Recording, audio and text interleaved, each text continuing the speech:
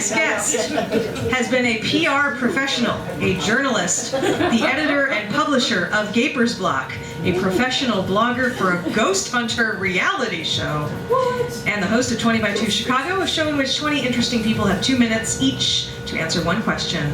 He's also the co-host of the live lit show Tuesday Funk, if you've heard of it, where he's normally known for his topical haiku. Please give it up for Andrew Huff. Hey everyone, thank you for coming.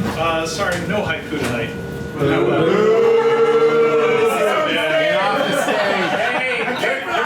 You're correct to boo that, I know. However, I do have a seasonal story for you tonight. There's a show, I don't know if it's still going, that was and maybe still is called Serving the Sentence. Anyone know that show? It's up in Rogers Park, and once a month you got together, and I think whatever was before Charmer's Cafe was where they hosted it, and they moved it, and I don't know where it is now. But anyway, the premise was the speakers, the readers, would each get a sentence to start their story with. And they could take it in any direction. It could be fiction, it could be nonfiction, if they could figure out how to work that random sentence you received into it as nonfiction. And that at the end of each show, the audience would submit sentences for the next crew to choose, which was pretty cool. And so this is one that I got to deal with. And my first sentence was, "And that was why I screamed." Her explanation, mealy-mouthed and meandering, did little to allay the suspicions of the campus police officers, but absent any evidence of an altercation, underage drinking, or other punishable infraction, they lowered their flashlights and told her to, well, just keep it down, okay? She said she would, thanked them, and wished them a good night as she shut the door. Then she exhaled hard, shook her head, and went to her room to get dressed to go out to the bars. But here is what really happened. She had gotten home from class around 4:45.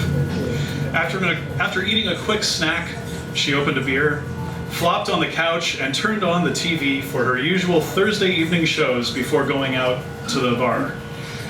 The Love Boat and Fantasy Island. The Love Boat was a lightweight episode, with the Doublemint twins getting double married and a couple bickering with or through their ventriloquist dummies. She started to doze as Fantasy Island came on. The dad from the Brady Bunch was preparing for a role as a vampire, and Ava Gabor, or was it Jaja, was trying to seduce a cattle rancher. By the mid-show twist reveal, she was out like a light, leaving Mr. Brady to turn into a vampire by himself. Sometime later, a loud noise woke her with a start. The sun had set, and the cheerful tones of "I Dream of Jeannie" filled the blue-tinted room. As she looked around, blinking and wondering when my TV got rid of Murder, She Wrote, she heard dishes clatter in the kitchen. She got up, still blurry, and stumbled into the short hallway of her apartment. Her roommate usually worked at the coffee shop until at least 9. Was she home early, or had she actually slept that late? Why were the lights off? The misty blue from the living room seemed to seep into the hallway with her. She flipped the light switch in the kitchen and was surprised to see Robert Reed, Mr. Brady, sitting at the table eating a sandwich. Hello? She said, stunned.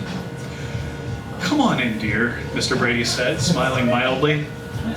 "I want to talk to you about something." She obediently sat down across from the sitcom father as if nothing was weird about that. "Gee, Dad, what is it?" she said. "Well, it's about some habits I've noticed in you lately," Mr. Brady said. There was something strange about his eyes.